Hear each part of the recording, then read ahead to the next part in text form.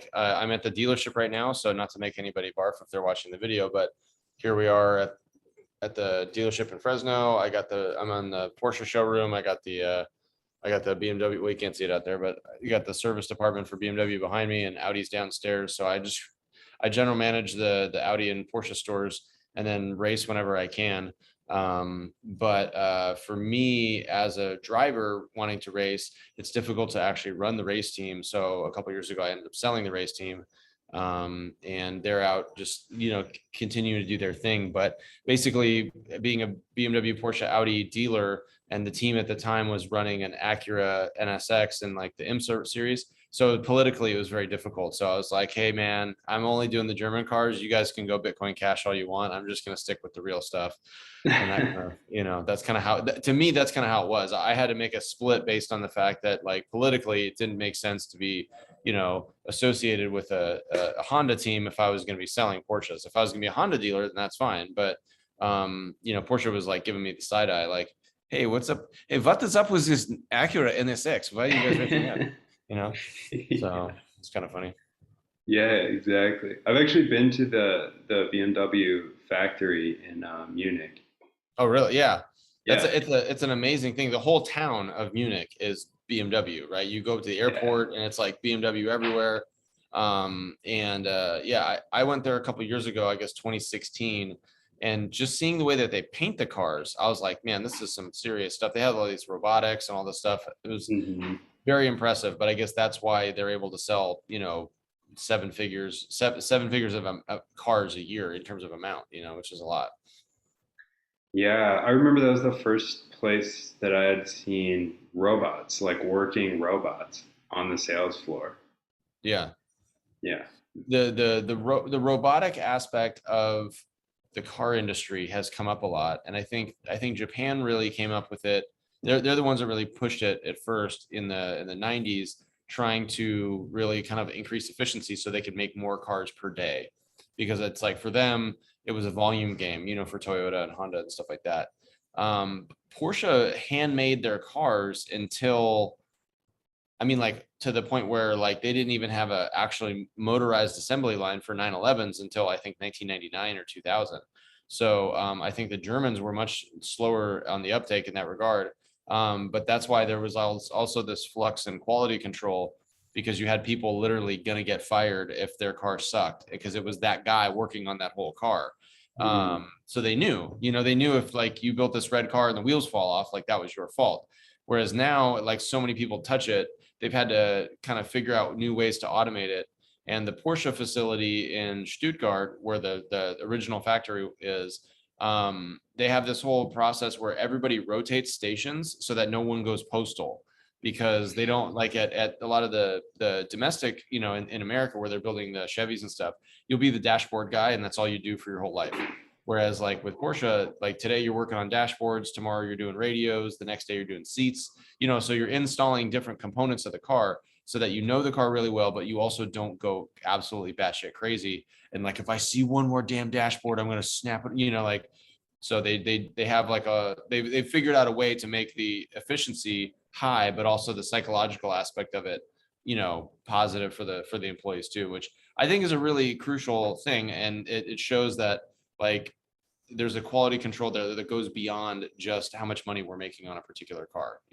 So it's nice to be with a brand like that, because when the car shows up, it's like dialed and you don't have to worry about it. But I've had a bunch of other brands that I've worked with motorcycles and cars, where like you open the door and like the panel falls off and it's like, we're just gonna pretend we didn't see that.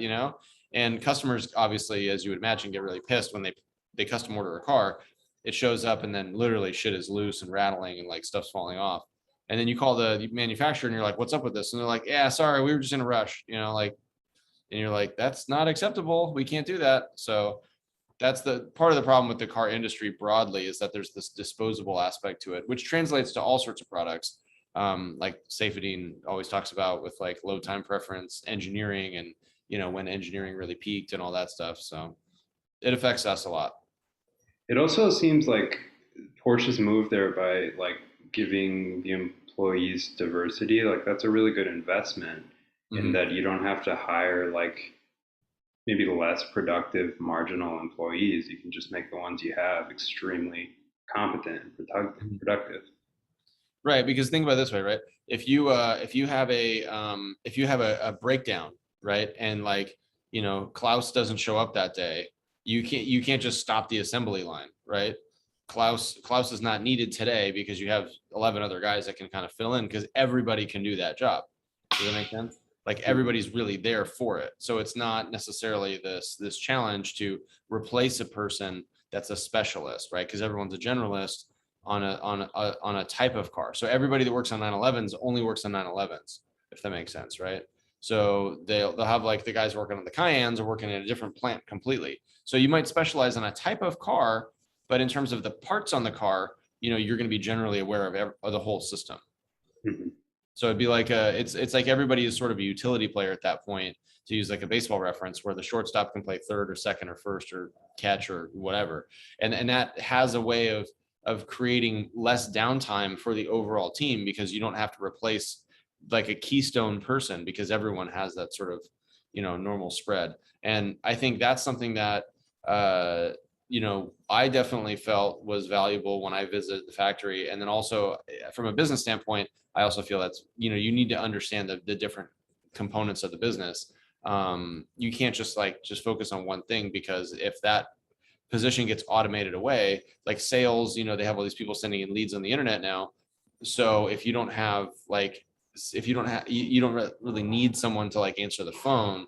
You don't need as many people to answer the phone. You can have like one or two people answering the phone. Everything else comes through email, through the lead system.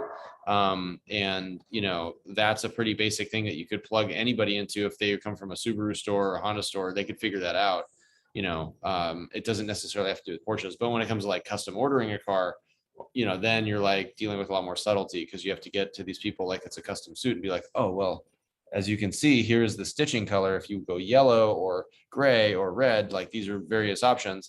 And Porsches are so customizable that it becomes very complex, for the store, for me, because I order the Porsches, and for the clients to select, from how they want to do it. So it's just, I mean, the car business is very complex, but it's very fun because it's an everyday thing. So kind of like a restaurant, you always have moving pieces and stuff like that. The challenge is that everybody that works in a customer facing, capacity at a car dealership has a glass, like literally a glass office, right? So it's like everybody sees what you're doing. There's a transparency to that, which is nice, but it also means that currently now, while we're on the Zoom call, I have a customer like sharking around outside my office, like pacing, waiting to talk to me at some point, but he didn't text me. So it's just that, someone else has got to get him. This is how it goes. It's just So, yeah. yeah. So is it hard as a Bitcoiner to work in an industry, and like you said, a very transparent industry? Do you find yourself like, I sometimes have to stop myself from talking about Bitcoin when I'm around people who maybe aren't interested or have expressed they're not interested or their business doesn't accept it, you know? I think it's crazy that businesses would eliminate the possibility of accepting it. I think that's crazy, because you see that, here's a group of people, right? Like, let's say we're a business, right? Like you and I start a business. Who's our customer? Oh, we want to target wealthy people. We want to target people that are technologically aware, that are going to be fast evolving, that are going to be first adopters, right? Like we want people that don't care what the media tells them. They're going to make their own decisions, which means if they have a passion for something, they'll be super loyal, right? That they can't be swayed, right? Those are very valuable customers. That's Bitcoiners. Like, how the hell are you not trying to court those people? You know what I mean? So I think that, as someone that's in a very brick and mortar business, the challenge is, how do you adapt a brick and mortar business that's very legacy into the new system where, we're going to be getting our own open node and trying to run, stuff like this, to run payments and things through that. And how can I try to pay my employees in Bitcoin, or give them the option to get paid in Bitcoin initially? We have, out of the 120 people that work here, we have about 40 of them that are Bitcoiners. And if they're not holding Bitcoin themselves, sadly, they might be holding a shitcoin. And like on the other side of that, there might be a bunch of them that are on the fence, just because it's too complicated. So I try to put out like a certain amount of, information out there. I take articles from Bitcoin Mag, I take podcasts. I actually have a WhatsApp group with everybody that's interested. about 45 people. And I kind of popped that information out there. You know, not necessarily to like shill Bitcoin, because it's not like I'm trying to sell them Bitcoin like from my personal stash, but more just like, hey guys, like I'm not going to give you a raise. So if you want to make more money, like you better invest it right. And like this is a great way to do that, you know? So the car business right now is very weird because of the chip shortage. So there's people that are paying way too much money for cars. And that's like it's creating a little bit of a fluff or a FOMO to the actual like girth of the industry. And people are paying maybe 10 or 20% too much for certain cars on a dealership side, and then passing the savings along to the clients. So that's a very difficult thing to watch. And you hear these stories about like, oh, this dealer's got this car and they're asking this much for it, da da da da. But I mean, it's just like any other industry, whether it's cars or whatever else. You know, you have to kind of you have to manage expectations and manage the process, you know, and the ins and outs of the inventory coming in and then trying to sell it and recondition it and service it. It's all very, you know, very challenging, I guess, in that regard. And it took me a couple of years to get up to speed for it. Whereas I felt like Bitcoin was something that as a traditional equities slash, you know, macro investor, being aware of gold, being kind of like a gold hodler for years and stuff, for, you know, being scared of the government or something like that. Bitcoin makes way more sense than brick and mortar businesses in that regard, because it's like, you know, it's on all the time. So it's just the light switch is on. They broke the switch off and threw it away. Like it just is always on. So, you know, there's not like there is a Bitcoin shortage to a degree, right? But it's not like there's a Bitcoin factory that like is going to have these third party, you know, like blockages and things like that. I mean, the Fed obviously tries to do some sort of third party intervention and things, but they can't necessarily like stop you from buying or selling, because obviously there's, you know, 100 different ways you can acquire Bitcoin. Yeah, peer Um, to peer will always be on the table, even if Peer they to peer. destroy all the on and off ramps. Yeah, yeah, yeah. Peer to peer is always there, and then you also have all these crazy ass companies like Fold and, you know, Lolly and stuff that are like doing Bitcoin rewards, and like that's one of the things that I really show the hardest to people, because I'm like, guys, you don't even have to pay, you don't even have to buy Bitcoin, you just have to buy shit, like just buy normal shit through your like normal shopping, through your normal travel, just use it through these portals, and suddenly you'll have Bitcoin. It's amazing, you know. And if number go up, it helps you, then like it helps you and it's great. And you might want to actually along the way buy Bitcoin and see how it goes. But I think, you know, so many people have this false narrative that they're sort of like, you know, they earn X amount of dollars and they're like, oh, I can't afford to invest, you know, because like this is all I have. And it's like, no, you can't afford to not invest, because what you have is going to buy less and less on a, you know, a very regular basis. So you're going to see regular debasement of, or inflationary aspects of prices on things that you want. And the people that need to invest realistically are the people that have the least amount of income flexibility, because they're like on a salary or an hourly or whatever. And, you know, those people get screwed by the prices of milk, beef, wood, gasoline, all the, you know, those things go up. It hurts the people that are on a fixed income that are making 15 to 18 bucks an hour Yeah, or and less. if they didn't get a pay raise of, you know, anywhere from 3 to 10% this year, especially last year, then they're being debased. They're Right. taking a pay cut, and Well, and I even don't know if how you people don't are, realize that. yeah, and even if you did get, let's say you make $20 an hour and you got a $1.50 raise, right? So that's a 3% chop or something like that, or whatever it is, right? So you $1.50 raise, no, it's like 7%, right? So it's 7.5% raise on $20. So you're getting 21.50 now. Well, that $1.50 extra, right, a day times 8 hours is still only 12 bucks before taxes. So it's really barely enough where I live to get a In-N-Out burger number one animal style with a milkshake. That's like, I think that's about 10 or 11 bucks. So, you know, 9, 10 bucks, something like that. So literally like that $1.50 basically pays for your lunch. You know, that 7% raise just gets you lunch. And so, you know, and that's at a fast food place, right? So if you go to a real restaurant and you're paying like, then all of a sudden you go and you're like, oh, I'll have the salmon. And they're like, oh, it's $29. And you're like, whoa, and a tip? Holy shit, I'm going broke. Because then you're having to work literally half your day just to have lunch, right? And I think people have this sort of consumerist voyeurism, right? Where they see people like they're watching through the lens of the television and they're like, oh my gosh, look at how these people are spending money, or Instagram. And they're like, I want to live this life where you can just buy Jordans and get a cool iPhone and like go to the Maldives and stuff like that. But like, that's not real. You know what I mean? And people, This, yeah. that's the problem. I preach that as being a very big problem. You know, and that's why if people ask me like, oh, are you an influencer? I'm like, no, because I don't craft content for the purposes of shilling something. I'm just like, hey, here's a picture of my kid, here's a picture of a car. Like, this is my real life. You know what I mean? And, you know, and I, I I like that I have just my real life out there, because it means I don't have to like remember any narratives, you know? And I think Bitcoin's the same way. As a ex-baseball player, I can't get away from the fact that I have a name or a past or whatever. So when it comes to talking about Bitcoin, it's like, yeah, you know what? I have a target on my back or whatever. That's fine. I get random like phishing attempts and stuff. Like, it happens all the time. It's constant. But you know, you just have to stay vigilant. And I guess in that regard, but just bless everybody that is still anonymous in the Bitcoin world. Like all of you people that have a one word name, you know, on a Twitter with a mask on or something. Like, we don't know who you are, and that's fine. Stay that way, because once they see your boobs in the movies, like you can't unsee them, right? You can't delete the boobs off the internet. So if you do a booby movie, then that's pretty much that's the way it goes. The same thing with your name. Yeah, man. I really agree with you that like this is one of the most like insidious misconceptions is that you can afford anything you want through debt. And it's just every American can have whatever they want right now. They just need a credit card. And it's, Right. they're being, whoever has the largest account balance, positive or negative, wins. It doesn't make any sense. Well, and the thing is, right, if you're willing to be suicidal with your debt, right, you can't acquire a lot of stuff. The problem is, if you don't actually service that debt, it all goes back to somebody else at the end of the day, right? You don't get to keep any of it. It's not yours.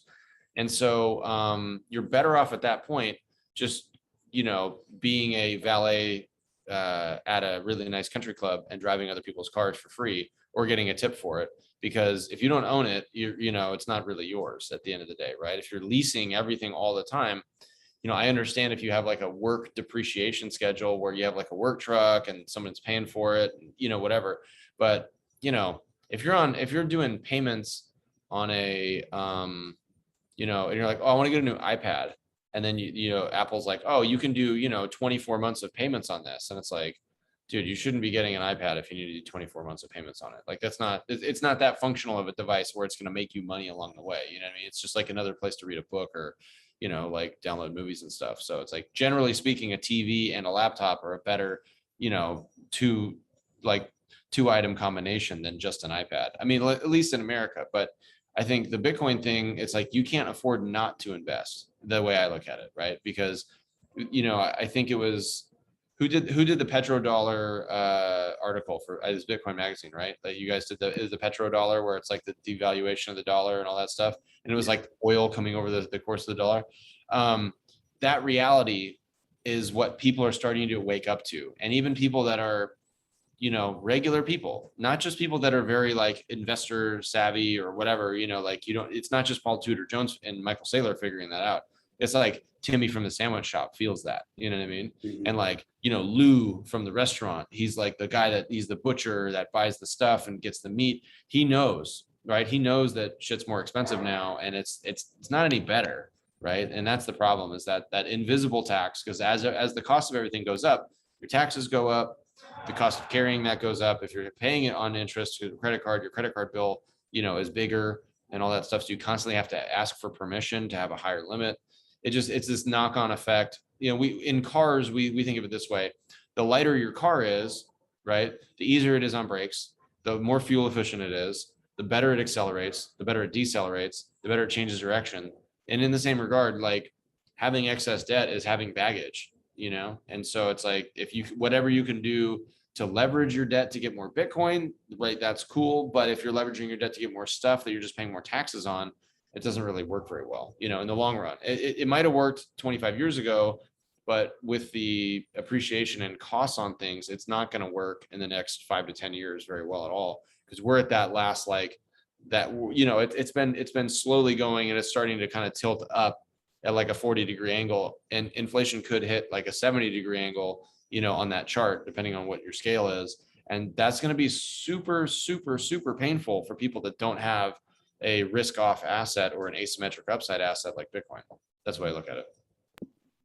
Yeah, I agree. And I think I mean, I'm not really interested in telling people how to spend their money or live their life, but it seems like it would be helpful for a lot of people to reconsider what are consumption goods and what are capital goods, because for most people there's not like a good reason, right? Like they're not going to bring more wealth and property into their home by buying garbage that's being offered to them all like day and night, And I think that Bitcoin is one of the very few things that you can actually own as property, right?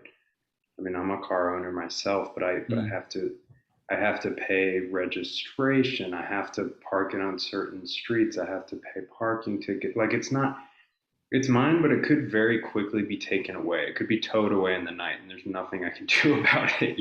Yeah, yeah. And that's not the But way you with have Bitcoin. insurance though. So from a criminal standpoint, if someone steals your car, at least you've been Mm. paying into a kitty where you get a new car, you get a check for a car, in that regard. So a car as like a tool to get around is like essential, because we don't have teleportation, and realistically we don't have high speed rail.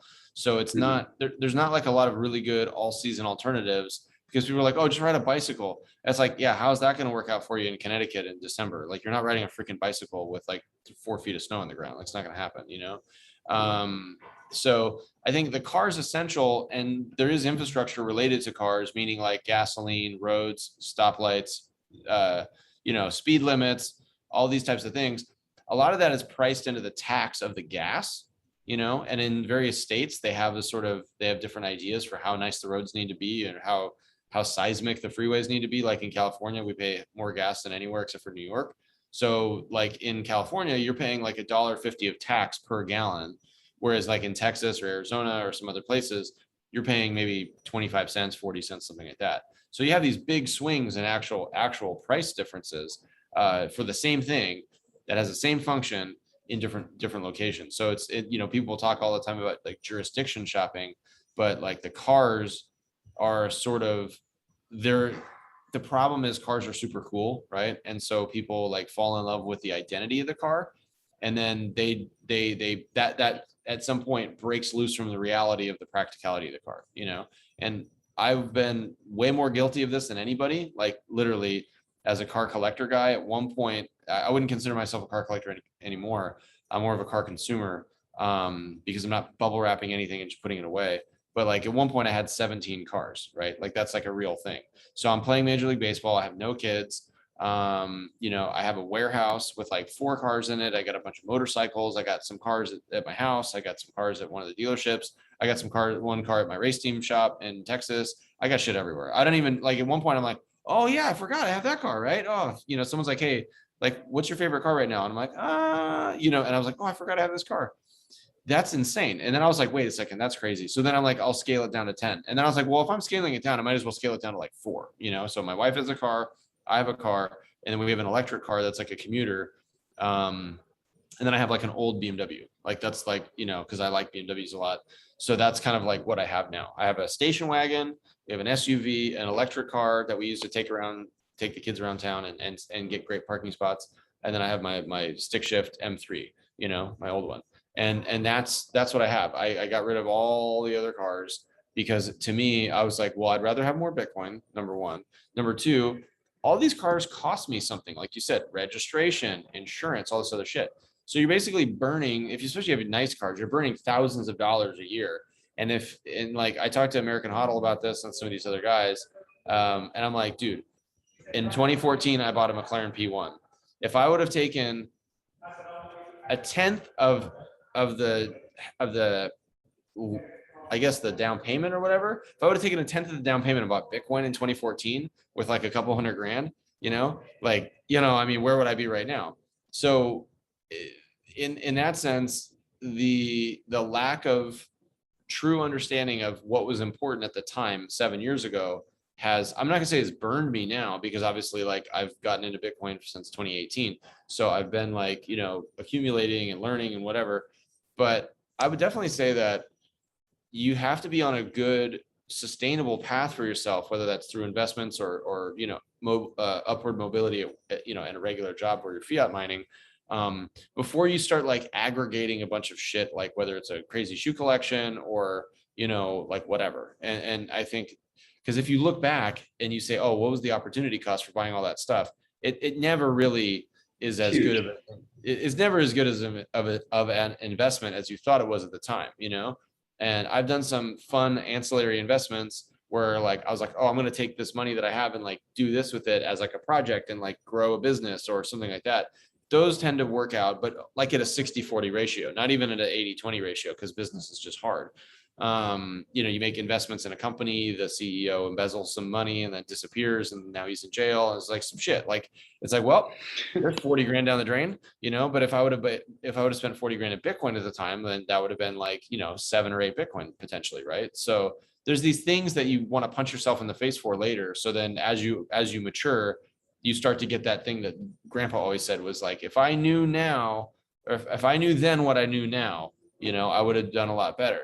So as a sort of decentralized brain of Bitcoiners across the country, and using Clubhouse or Twitter Spaces or crypto Twitter, Bitcoin Twitter, whatever you want to call it, and just using that a little bit of an echo chamber, you can accelerate your learning, so you do know now what you need to know, then, and you shorten that window. So maybe you make mistakes for a shorter period of your life, maybe for 5 years instead of 18 years, maybe for 3 years instead of 25 years. And I think that's where learning from other people's mistakes is an extremely valuable part of the Bitcoin journey, because you figure out, okay, this BitConnect thing happened, so I can't fall for shit like that.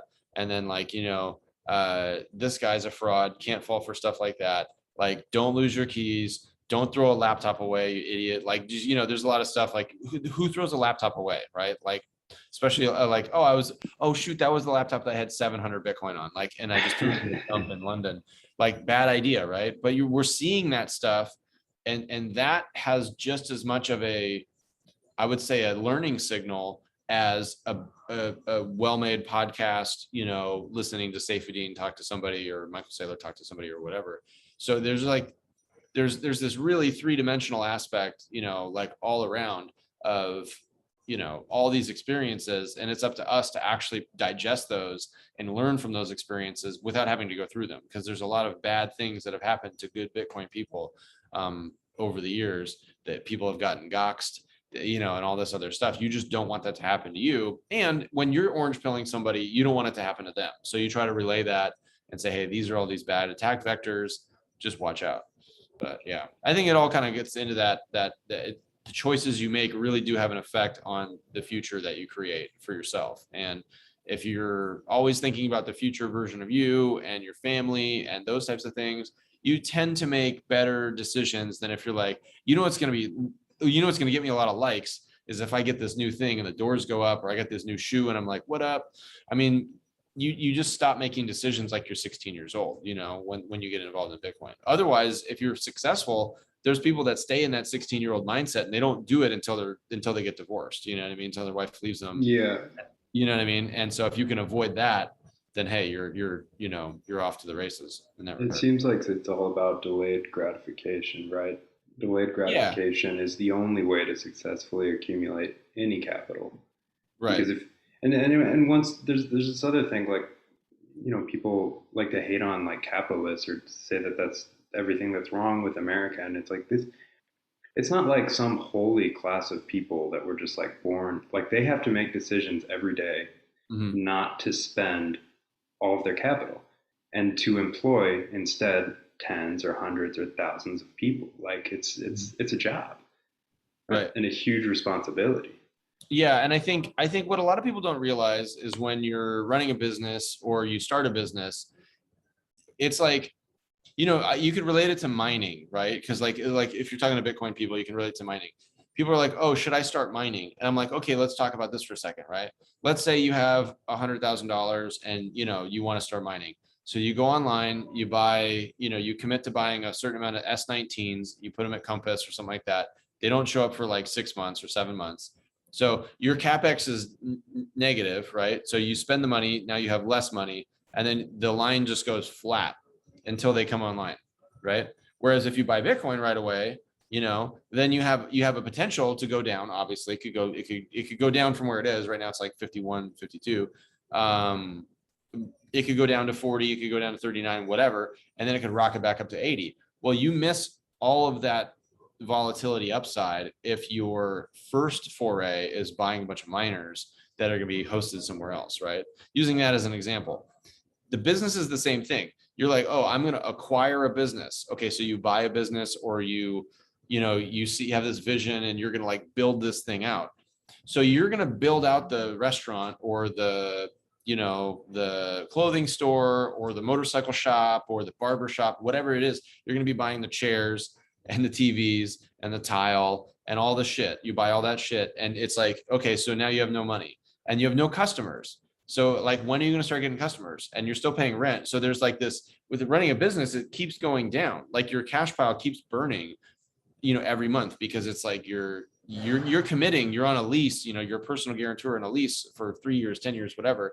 So you're constantly under threat of bankruptcy when you start a business, unless you have a stack that's this big and you spend 5% of it on your business. But nobody has enough money to really do that when they're starting out, unless it's a, PhD, like, Papa has dough, right? If it's one of those situations and you just have a dough fountain getting thrown money at, then it's different. But for most people that are going to bootstrap themselves and lift themselves up, it really is like mining, where like you spend all your money and all your time and all your commitment, and then there's nothing for a very long time, and then you start to trickle upwards. Oh, we have 10 customers, now we have 14, now we have 19, now we have 24, and you see that kind of turnover. And then suddenly you get to a point where you actually figure out what you're doing, or you go to business. So it's like, and then as you figure out what you're doing, just sort of like walking through the fog, and suddenly you can see like a shape, and then suddenly you see edges, and suddenly you see colors, then all of a sudden you see the object, or the truth, or whatever you want to call it. You get to that point, I think, in business, after Malcolm Gladwell says 10,000 hours, which I don't really espouse that. I think if you're with it, you can do it in maybe, let's say, 3,000 hours, which to me is about 2 years of hard work, in that regard. It's like really grinding for about 2 years on a subject to get good at it in a business sense. Along the way, you've got to do things that you're super uncomfortable with. You've got to meet more people. You got to bring people in. You got to advertise. You got to do all this crap. And it's miserable. Like, running a business is like miserable until you're good at it. And it's very hard.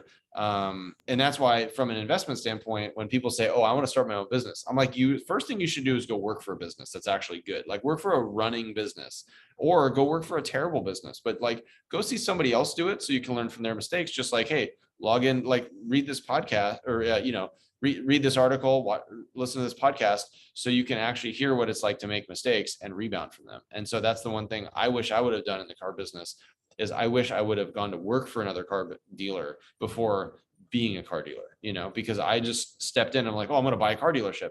And I got absolutely like dragged balls first over sandpaper for like 4 years, selling Mazdas and motorcycles and all this other stuff. And it was not fun and not entertaining. And, it was educational, and that was great. But like, if I would have just gone to work for somebody for like 90 days, I probably would have learned as much, you know what I mean? And had no risk, and in the meantime, if I would have like bought cool cars back, instead of getting involved in the dealership, those cars are now worth way more money, because the appreciation of the collector car market has gone up a lot. So I've made that mistake multiple times, but I'm at the point now where I don't have to continue to make that mistake. I can, hodl Bitcoin. I can figure out how to get Bitcoin integrated into the business. And that for me, as a new game, is much better than thinking, oh, if I get this pile of money, I can go buy another business. Like, at this point, I'm totally over that. I'm just optimizing the one I have, and then just not dealing with capital expenditures anymore. Yeah, it seems like, and it's always, I mean, it's a hindsight like 2020, but if you haven't yet mastered even like acquiring property and holding it, or having savings, or you don't really even know how money works. I don't know what makes you, not you, but what makes someone think they're going to be able to start a business that's going to beat the historical 200% ROI that Bitcoin offers. Right. I'm not saying in all cases buy Bitcoin instead, but it's worth considering. There's like an easier route here where you can Right. just acquire something that appreciates, get yourself on the right path financially, and use that time that that buys you to just educate yourself and figure out what you like, what you want Yeah. to do, you know? Yeah, and that's the thing. Like, there's a part of the culture for people that are younger than me. I'm 40 now, but the people that are sort of, let's say, 15 to 25 years old right now. There's a big part of their upbringing where they've been a little bit insulated from some of the negative things, and they've been really bombarded with a lot of false narratives from advertising and television shows and mainstream media or whatever. And it's way worse now than it was when I was a kid. Because when I was a kid, I didn't even have cable TV, right? So I'd go to a friend's house and it's like, holy shit, you have HBO? Amazing. But as a result of not having cable TV, I rode my bicycle, I built jumps to skateboard, go to the beach, stuff like that. And as a result of that, fall down, get hurt, scrape your knee, start bleeding, accidentally hit a parked car and while racing on your bicycle, like real consequences of real actions, and like in meat space, right? So when you see real things and you have a tangible aspect to your pain and things like that, then you're able to like understand that there's landmines out there, and you're like, I don't want to fall into those things, I don't want to fall for those things. I have to look where I'm going, right? I can't just like run across the street, I will get hit by a freaking car, right? And people that like used to ride their bikes places as kids and stuff like that, I think in that sense, using the look both ways, I can't tell you how many times I must have heard it 1,000, 10,000, 20,000 times from my mom. Look both ways before you cross the street. People now, it's like they don't even say that to their kids because they don't let their kids go. The kids aren't walking outside the house. They're like not letting the kids go run and scavenge in the forest or like run around and like try to catch a turtle. Like that's just not even happening anymore. So there is no looking both ways. Kids are just, so when they get in the situation where they want to go across the street, they just go and they get hit by a car. And that metaphor, right? I mean, it's a real situation, but metaphorically, that's rushing into business. You know what I mean? Before, do I have enough money to do this? Who can I trust for advice if something goes wrong? Like, you know what I mean? Like that's where you have to look both ways. And if you don't have someone to trust, and someone to give you advice or someone to model yourself after, how are you going to be successful unless you have an absolutely crazy disruptive business that is irreplicable? You have something that no one's ever done before. Like, hey, I invented teleportation. Like, check it out. Here's my teleportation device. Beep, no one's ever done it. Guess what? You're going to be a quadrillionaire. That's fantastic, right? Because you're going to transport everybody where they got to go and goods. But since that's not real yet, if you're talking about traditional business, I want to start a restaurant or a t-shirt company, or I'm going to be a musician or a painter, or, I'm going to go work at a bank, or, I mean, it's like there's all these things that are really hard to do and really hard to be good at, because there's a lot of people that have a chance to sue you, right? Even as like a dentist, like you go to a dental school, you're an amazing dentist, and then like someone sneezes while you're drilling their tooth, and then they lose a tooth, and then you're sued for $250,000 because they were going to be Miss Nevada and you had no idea. Like, what I mean? Like there's all these like unforeseen consequences, Yeah. like in a fractal sense, once you go down that path of being your own business or being a small business. And like this guy asked me the other day, he's like, hey, what advice do you have for me? I want to start an Amazon web store. And I'm like, what are you going to sell? He goes, I have no idea. I'm like, okay, so why would you do this? And he goes, oh, I heard people do it and they make a lot of money. I'm like, dude, how much money do you have to invest in this? He goes, I don't know, X. And I'm like, just buy Bitcoin, honestly. Like until you have one full Bitcoin, like just focus on that and go get a regular job. You just get a job where you're not worried about the company going out of business. You don't have to like your job. This is a thing. It's great to love your job. It's fantastic. But if you don't respect your job for being a job and you think it's just a hobby or a pastime, like you're not going to be good at it. And then someone else is going to take your job because they will be more serious about it than you. Because someone needs your job more than you do, generally speaking, right? There's like, Yeah. so, and that's for me with baseball. That was the way that I always saw it. I was like, hey, there's this kid, there's a whole country full of kids that grew up with dirt floors and like pet chickens and stuff. And they can't go surfing in the summertime, you know? So I can't have this posh mindset. I have to be an absolute assassin when I'm out there, because otherwise one of these guys is going to come in, you know, and like their uncle got killed by a drug dealer and they need to make it to like support grandma, you know, like that's a much bigger impetus to be successful in a sport than, oh yeah, I just think it's fun to play baseball. Like that's not, that's you're not going to make it kind of territory, you know what I mean? Yeah. So, and it's the same thing in the car business. I have to be really hungry, you know, to feed everybody else, if that makes sense. You know, like I have to be ambitious and forward thinking in order to protect my 100+ employees and my family. Otherwise, some dude's going to come in and try to do a slip and fall and jack me, you know what I mean, for everything, which actually we're in the process of something like that, you know, so Oh no. it happens, right? But Yeah. so I keep thinking, oh, if I was to sell the dealership, like what would I go do? And someone's like, oh, what would you go do? And I'm like, I would literally go work for a Bitcoin company, and like that's it, because I'd have no liability at that point of, you know, meat space, slip and falls, you know, leases on buildings and leases on land, and having to comply with like what Porsche thinks I have to do for construction and all these things. Like All the that's just Bitcoin awesome. companies are remote. That's the Well, great thing. I mean, right. they're pretty much all the major ones are remote. Yeah, exactly. And realistically too, like how many industries are actually hiring right now? Like actively like, hey, we're looking for talent, we're Hmm. looking for people we're willing to train you to be good at this. Like restaurants, no, you know what I mean? Real estate, no. Construction, no. I don't know. Like it's way better to be a Bitcoiner working in a Bitcoin industry and working towards a Bitcoin future than it is to do almost anything else right now. So if you're like some computer savvy person and you know you're economically savvy, like that has to be on the top of your list for me. That's the way I look at it. You know. And also, if you don't have any Bitcoin yet, but you're interested in it, I mean, this is if the historical price models hold true. I'm not a future prediction guy, but if that is the case, this is going to be like the last year or two that average middle class people are going to be able to afford a whole coin, right? Yeah. So now's the time. If you're going to just put your head down and work, this would be the Yeah. time to do it. Yeah, I agree. And that's honestly, that's why like early last year, I did kind of a knee-jerk reaction. Once I have a bunch of friends that are international in this car collector like WhatsApp group, right? And Mhm. I was getting some of these videos of how China was treating COVID and what was happening. They were like putting nooses around people and yanking them out of cars if they had like temperatures and like crazy shit, like absolutely crazy shit. I'm like, yo, if this is really how bad this thing is, like I should probably get as much cash on the table as possible and get rid of my assets.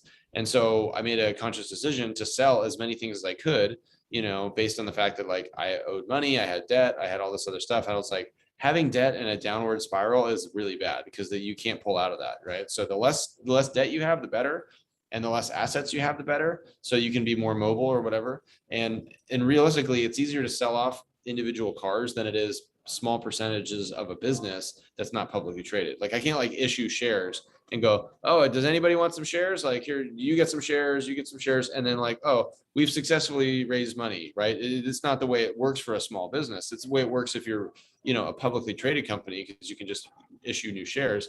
But you know, so anyway, so I did like a very, I would say, a cross between wimpy and cautious move of just getting rid of a bunch of stuff. And as a result of having that additional capital and having less pressure on the situation, I didn't have to get rid of any Bitcoin, you know, when things got wacky.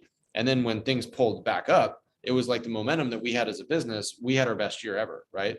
And this year, we were having a better year than we did last year, despite the chip shortages and despite all this other stuff. Because you know, as you get good at something, you keep finding new little efficiencies and stuff like that. I always talk about it in the car business. There's enough crumbs that drop out of each deal that if you sweep those up, you know, eventually you can have a whole meal, right? And the equivalency would be like a good salesperson sells like, let's say 12 cars a month, right? So if he sells one more car a month, then at the end of the year, it's like he had 13 months now of paychecks instead of 12 months, right? Mhm. So explaining that to people, you see the light bulb turn on, then you break it down to say, this is how it works with Bitcoin. Buy $20 here, $50 there, whatever, it adds up. Eventually you have $1,000 or $2,000 worth of Bitcoin, which is still, like we're talking about, it's a significant enough amount that if Bitcoin does really rocket in a couple of years, to these prices that the mathematical models show, then, like how much is that extra $50 and $20? Like, what were you going to get with that? Right? Like, what Yeah. were you really going to get? So it's the equivalent of like being on a diet and saying, oh, I'm going to go no appetizers for a year. You go no appetizers for a year and you spend your appetizer money on Bitcoin, or you're like, I'm not going to buy any sneakers this year. And instead of buying sneakers, you buy Bitcoin. Like it's not like you have any more money to spend. Most people they're kind of at a fixed spot. Yeah. But, you start reallocating capital, and then all the boomers that have 401ks and stuff like that, they can reallocate 100 grand at a time or 200 grand at a time because they've got that much in their, in their retirement account that's potentially mobile. And if they switch it over, to like a Bitcoin IRA or something like that, then like, holy shit, now all of a sudden, you get an extra 10 or 20 years of appreciation on a Bitcoin type asset. Like what, that's really, that's where, like you're saying, you see that change, It's a that window kegger. diminishing. Yeah, you see that kegger and the window diminishes, even if the kegger has like a decay, right? Like it's been at 200, if it goes to 140, 120, 110, 90, 80, if like that's what it decelerates to, at some point it's still going to be doubling every short period of time. Mhm. Nothing else does that. Nothing else has ever done that, like ever, right? So all of us missed it, but hey, all of us that are in are in. And so you can't be sour about missing it when you're in, right? You just have to just go in further and figure out ways that you can eliminate things you don't need, from your closet. The joke is always sell your chairs, right? So, Yeah. sell one of your wife's purses when she's not looking. I don't know, whatever. Like there's got to be stuff, or just figure Give out up ways. coffee. Yeah. Figure, yeah, drink espresso instead of a macchiato, right? So you get the same caffeine hit out of the $1.50 espresso that you do out of the $5 coffee, right? So if that's an extra $1,500 a year that you save or whatever, hey, it's something, right? It's something. And $1,500 a year today is not much. It's 0.03 Bitcoin today, literally, right? But but that was half a Bitcoin a couple years ago, right? Like 2018, that was half a Bitcoin.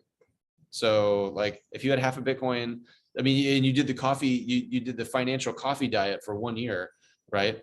And you did like Keurig cups at home instead of Starbucks, then $1,500 at the time, it's half a Bitcoin today is $25,000. Like that's a pretty sick ROI, like.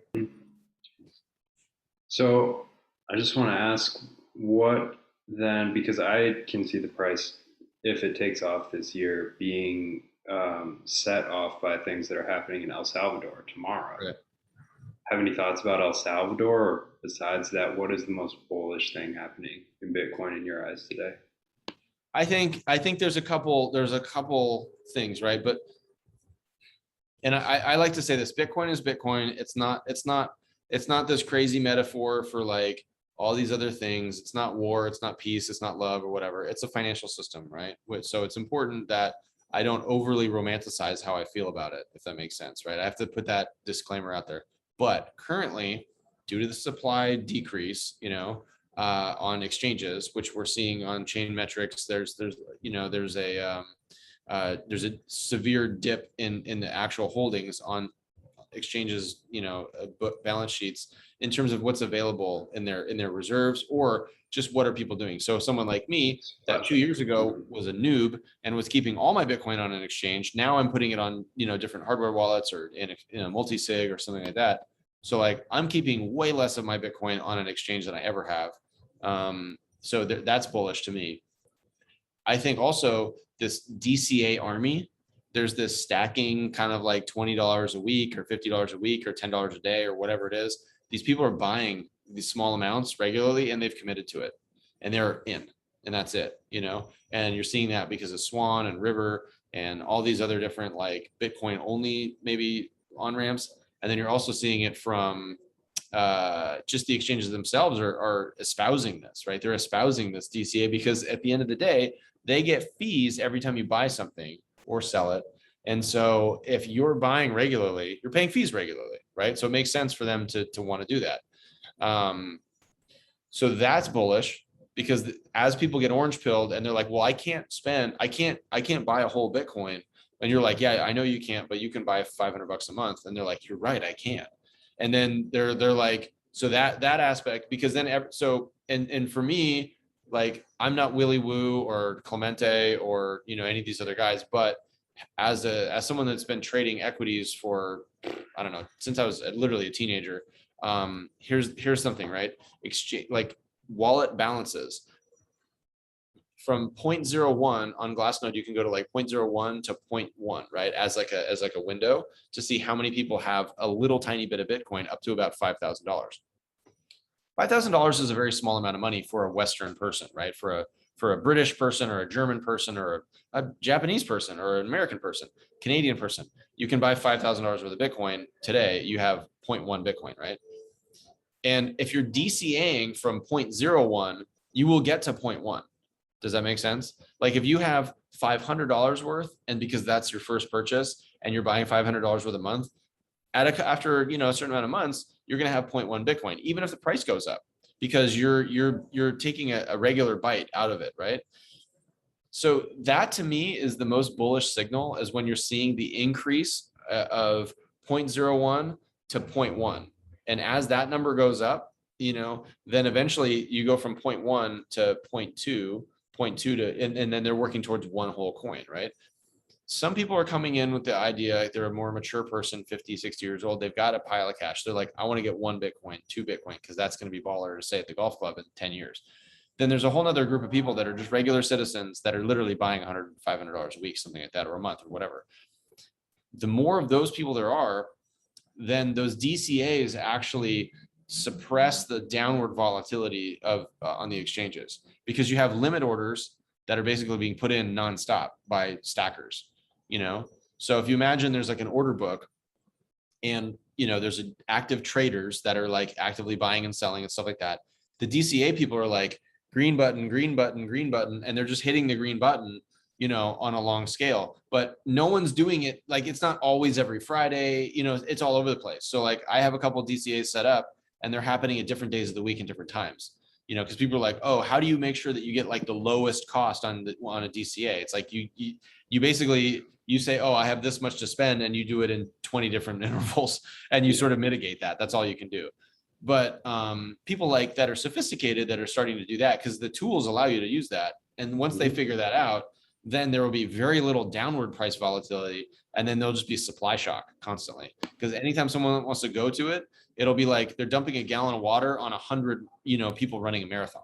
People are in it for the long run. They're thirsty. They want some, but they can only take a little sip because they're running. They're busy, right? This is like, they can't just gulp a gallon down all at once, because that's not where they're at. So the big, we joke about this, but like on the chart, like the big green dildo, when it just goes wham, it just goes straight up, like, the price goes up $2,000 in an hour or something like that. That's from someone making a huge market buy typically, right? But when you see the price go up and then go flat, and then there's like a little bit of sell pressure or whatever, but then it holds, that's the DCA people. That's the automated buys and stuff like that are just, hey, it's 3:00 on the 7th day of the week, so boom, it's just buying, right? And I think that to me is a bullish level of technology that doesn't exist in any other market. You cannot buy $20 worth of a gold bar realistically, right? You cannot buy $20 of an Amazon share and do something with it. Yes, with Robinhood, you can get these synthetic shares and shit like that, but like you can buy actual sats for $20 and you can move them, on Lightning or anything like that. And so that aspect, also the Lightning network growth, 25% of it has come on in the last like couple weeks. Like people like me are setting up Lightning nodes for their business. That's awesome. It's great. It's awesome, right? Because I don't want to have to pay credit card fees. So if I could convert my clients over to paying with Lightning instead of paying with credit cards, I'd save 2 to 3% a year on all my service bills. So But like, just sorry to interrupt, Yeah, go ahead. just in knowing how to do that, in knowing how to run a lightning node, that's going to be a very saleable skill in 5, 10 years when Yeah, the whole because world is looking for money transmitters right, to settle right. in Bitcoin. Yeah, and you know, as people start to have that sensitivity to how their money is used, okay, people are going to be like, why do I want this credit card that's I'm paying 15% interest on? That's crazy. That's stupid. You know, I'll just be more humble, because the deeper you dive into Bitcoin, it humbles you, because there's always someone with a way bigger stack than you, right? And there's always somebody that's been wrecked, and you've seen these bad examples and stuff like that. And also because you're sort of, in a way, more conservative about what you spend, because you know in your head it's going to be worth way more in the future. So it really keeps you in like a little bit of a humble, you know, little phone booth where you don't really venture out too much. But if I want to buy a t-shirt from somebody online and they have an option to pay with Lightning, I'll pay with Lightning, and then I'll immediately go into Cash App or something like that, and I'll buy $20 worth. If I buy a $20 t-shirt, I'll send $20 worth of Bitcoin to somebody. I'll immediately buy back $22 or something like that, you know, so I don't feel like I'm losing out. Mm. And that principle, that type of thing, you know, that's a learned behavior. That's not a genetic behavior. Like, no one knows how to do this. We all have to learn it. And that to me shows that, like, our evolution, in the same sense that, like, 15 years ago, a lot of people probably didn't know how to reset their router at home. Whereas, like, you know, most people know how to reset their Wi-Fi router at home now. You know, you hold the button or whatever, but there's instructions, right? That's the whole point. Is like, there's instructions for how to set up a ledger or a Trezor or a cold card or whatever. So like, even the most, I would say, deep organic, like, difficult part of being a hardcore Bitcoiner, which would be like setting up a multi-sig wallet on a cold card, where you have like a kill phrase where, like, you can, you know, like, brick your cold card if someone's got a $7 wrench and they're going to hit you in the head. like like there's a Bitcoin card game called Bitopoly that my 5-year-old and I play, right? I play. So Fold came out with this card game called Bitopoly, and it's like Uno, but it's with Bitcoin. And so you have like miners and 6102 attacks and a Mount Gox and like a Satoshi and like all these That's things. hilarious. And you literally play like a card game, like a, you know, and it's great. But my 3-year-old beat my 5-year-old, and she beat me. Like, we've played about 7 or 8 games, and I've only won about half of them, you know? And so it's like, my kids have figured out how the Bitcoin network works, and like how to be strategic about, you know, protecting your, you know, you need to have your proof of keys, all this other stuff. It's actually kind of cool. I'm not shilling it. I'm not paid for this, but I did get it. And I Yeah, feel like as an educational tool, it's pretty good.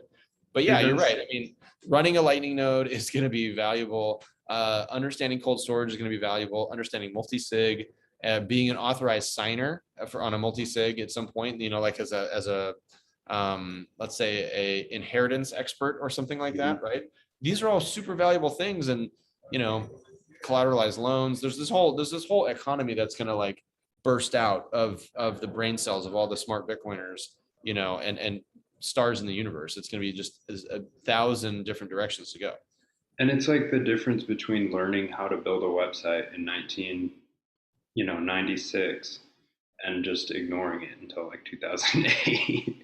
I Right. mean, the signal's all there, but people are just so swept up in the noise of consuming and living hand to mouth. And like you said, we've evolved past that. You don't have to live in a high time preference mindset anymore. I know Mhm. that sounds really whatever you want to say, that's not fair to people who don't have money. It's like, well, I've been broke before. Like, you don't, Yeah. you have to make decisions to serve your future and to alleviate your future uncertainty. And that means saving in some form of hard asset. Um, Well, and look at it like health, right? Let's talk about like food for a second, right? If you eat healthy, you know it's good for you, right? Like, everybody knows that.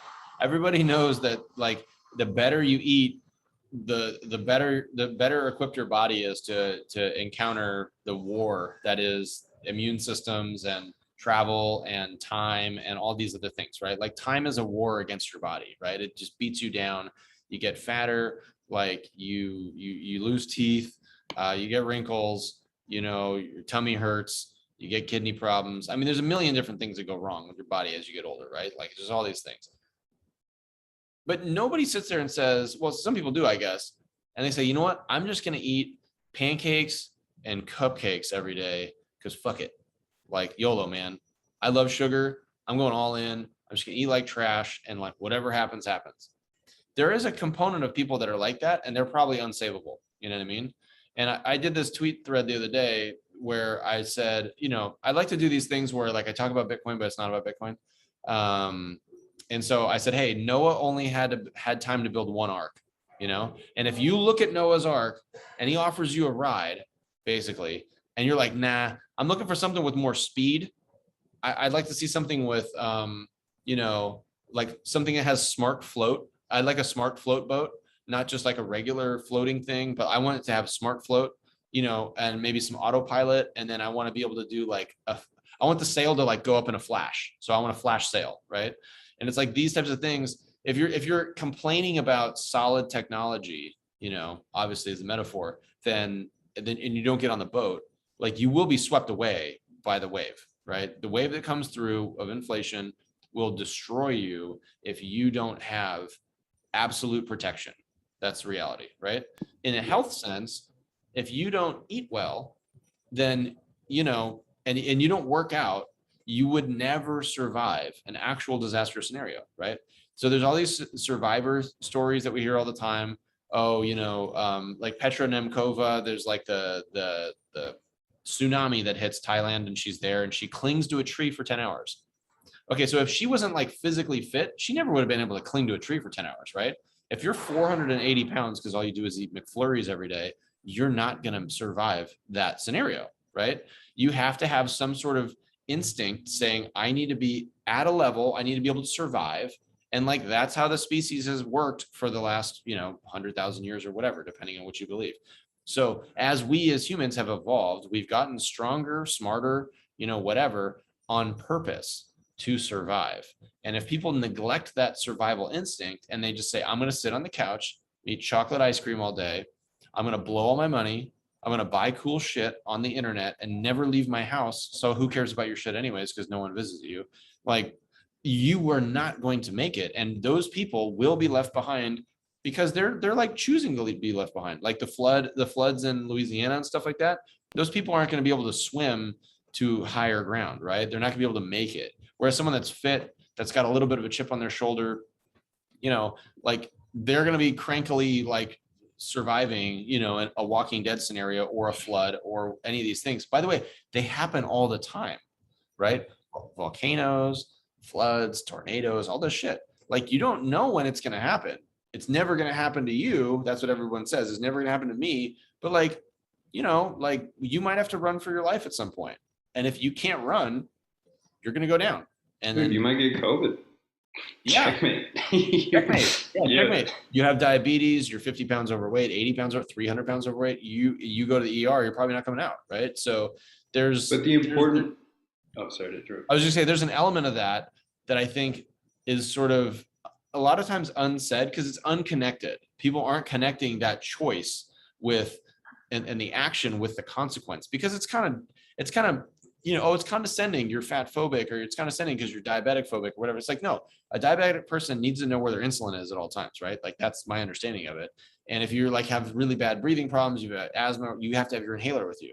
If you just chuck your inhaler and you're like, whatever, man, like you're not going to make it. Like that's how that works, right? So in the same sense, financially, like if you are unwilling to listen, learn, and make smart decisions every once in a while, like financially, you're going to get wrecked, you're going to go bankrupt, and well, it's going to happen because there's an entropy to this whole process that things melt, and inflation melts things really fast. So you're just not going to make it if you are spending too much money on the wrong things and not investing in the other things.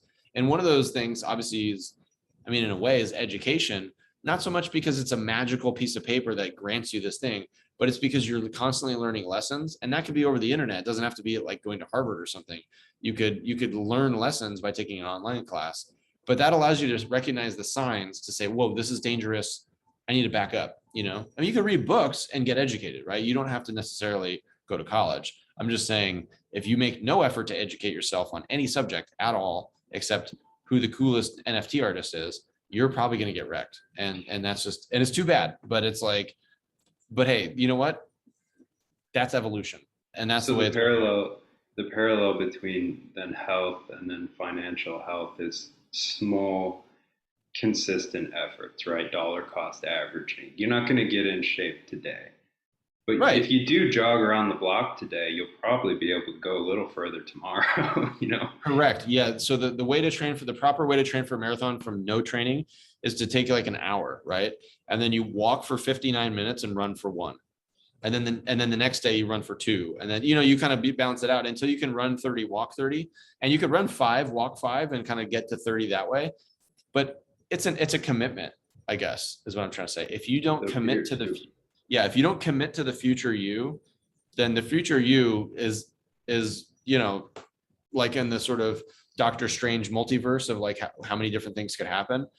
It's not like the majority of those are going to be good scenarios. If you want a good scenario, you actually have to work for it. It's just not, it doesn't just happen. So when you see someone like Brad Sherman come out and say, oh, I wish people would buy lottery tickets instead of Bitcoin, it's like, nobody actually wins the lottery. Like most of the yeah, people that win the lottery actually lose all the money anyways. Right. it So ruins their life.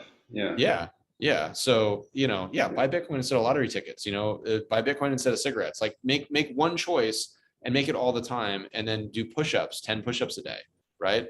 If you do 10 push-ups a day, it's better than 0. At the end of the year, you've done 3,650 push-ups. Chances are you might have some shoulders and pecs and triceps going on after a year of doing 10 push-ups a day. It's only 10 push-ups a day, but Yeah. you get good at it. And then eventually you'll have some base level of momentum there, that's kind of essential.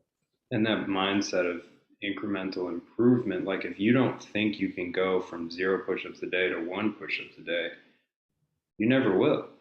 Right. But if you believe that you can, then well, you made that's 100% improvement, but you can make an additional 1% improvement every day, and before you know it, I mean, yeah, who knows what can happen. Yeah. But it's people that are like unwilling to fail, right? Or unwilling to, I don't even want to use the word fail because it's not like a black and white thing, but it's Mm-hmm. like, it's a, some people, they don't want to go to the gym because they don't like the way they look. And they're like, oh, people are going to judge me. It's like, go to the mall. You know what I mean? Like Yeah, everyone, you're gonna get judged when you go to the mall, just like you're gonna get judged if you go to the gym. It's not like people are kinder, at like any other social scenario. You know what I mean? If you're worried about being judged and to the point that you're not gonna go do something that's gonna be an improvement, then that's just an excuse. It's a self-sabotage thing. So it's like people say, oh, I can't afford a full Bitcoin, so I'm not gonna buy any Bitcoin. I'm like, that's literally the stupidest thing I've ever heard in my life. Like you can afford more now than you will 5 years from now. You know what I mean? Like 5 years from now, you'll look back and be like, damn, I wish I would have bought more back when I could barely afford to buy any. You know what I mean? And that's exactly the way that you have to look at your fitness. That's the way you have to look at your personal relationships. If you're married and you're like not giving it your all, it's not going to work out because marriage is hard. Life is hard. And when life is hard and marriage isn't really watered correctly and the plant's not watered correctly and it splits, then you're like negative 20 years of your life at that point. You know what I mean? On average or whatever. So everything you're doing, you have to do your best. You have to give everything you can all the time because the world turns no matter what. The sun goes up, it goes down, right?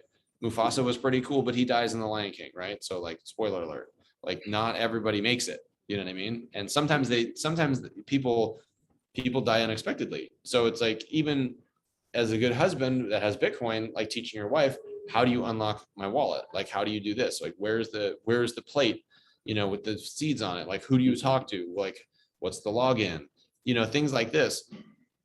Having a will, like those are all very important. Otherwise, you're going to potentially leave your wife on some wild goose chase or your kids on some wild goose chase. And then they don't benefit from your proof of work, from your time, from your love. Because that's why you set things aside as a dad, is because you want your kids to prosper, and you want to hand down family values. And I think that's, you get back into this whole thing, but at the root of everything is low time preference, and willingness to push despite not seeing an immediate result, right? You do 10 push-ups right now, you're not going to look in the mirror and see Hugh Jackman Wolverine. Like that's not what it looks like, right? So, I mean, God bless it if that's how it goes. But realistically, it takes time and dedication. And if people aren't dedicated to the future version of themselves, they'll never get anywhere. And, then socially, you just need to look at people that don't make that choice and are constantly not going that direction as like, they're not going to help you either. And so you have to maybe steer away because they could just be a potential negativity, there, and just another, I don't know, just somebody else to support in the zombie apocalypse that isn't going to help you. You know what I mean? It could potentially get you killed. Yeah, it's not a beneficial trade. Like it helps to just think of every bit of time you're spending as a trade because it is scarce, like you said. I mean, yeah, time's coming for all of us. So it seems kind of harsh to like put it all together like this, but it's math. You know what I mean? And it is science, and it is kind of like this. And there's a psychology component to that too about making those choices to get yourself better. And I mean, ultimately, that's what you want for everybody. You want everybody to achieve their potential, right? Not everybody's going to, but you have to give that message that you want everybody to, and if they don't, generally it's a choice thing. It's not necessarily a, sometimes it's a bad luck thing. Sometimes, somebody gets hit by a drunk driver, while they're waiting at a bus stop or something like that. That's a lot different than being the drunk driver. You know what I mean? right. In terms of the luck scale. But people are too worried about themselves to actively plot against you, right? Like most people have every opportunity to make it. Yeah, and I mean, I think that's actually a good one, is to say that there's a lot of people that are so busy with their own thing that they don't have time to deal with your thing, right? So it's definitely not a case of them trying to take down your stuff and hunt you down and make your life miserable. They're dealing with their own problems. I mean, we're all dealing with our own problems, right? We're all dealing with our own solutions, our own problems, our own growth, our own families. And, I don't really wake up in the day and go like, oh, who are 10 people's lives that I want to like pry into today? Like that's not necessarily how I wake up in the morning. I'm thinking, okay, I know I had these 5 problems from yesterday. How do I solve those? How do we do this? And kind of go like that. But that's what makes me successful, I think. And when people aren't willing to put in the time on themselves, then they don't get as far, and it's sort of sad, but just don't be that person. Like, don't be the person that doesn't achieve your potential because you don't make the effort, because you can't really unwind the clock. Like time travel is not real. Like time is a one-way vector. The world just goes one way all the time. Superman hasn't figured out a way to rewind it in real life. No one's been able to do that. So today's the only chance you get. So make it count. And then tomorrow, do it again, and I guess that there's like a lot of sports psychology that's helped me get to that point where I'm willing to that. But I also know that if I'm unwilling to make that step, I get nowhere. You know what I mean? Like, and no one owes me anything. Like the universe doesn't owe me anything just because I'm, this way, that way, whatever. Like I don't deserve anything. I have to build it. I have to make it. Otherwise, it's going to go to somebody else. It's a competition, and that's kind of the way I look at it. Yeah. Any last thoughts about Bitcoin here before we wrap up? Any messages to people who are just considering it, or? Yeah, I would say Bitcoin's great because it's probably the only thing that you can get into as an adult that's going to create a desire inside you to learn more and more and more. It's one of the few things that will make you want to go down a rabbit hole and then want to keep going down the rabbit hole all the way, and then along the way, you meet a lot of interesting people on that journey. But also, like, it's interesting because as you're meeting these new people, you realize there's a lot more people in that rabbit hole than you thought. And, that's where like going to these meetups and stuff like that, it's great because then you get to actually have this inspiration from being around people that have that same kind of vibration that you do. And listen, we could all be nuts, right?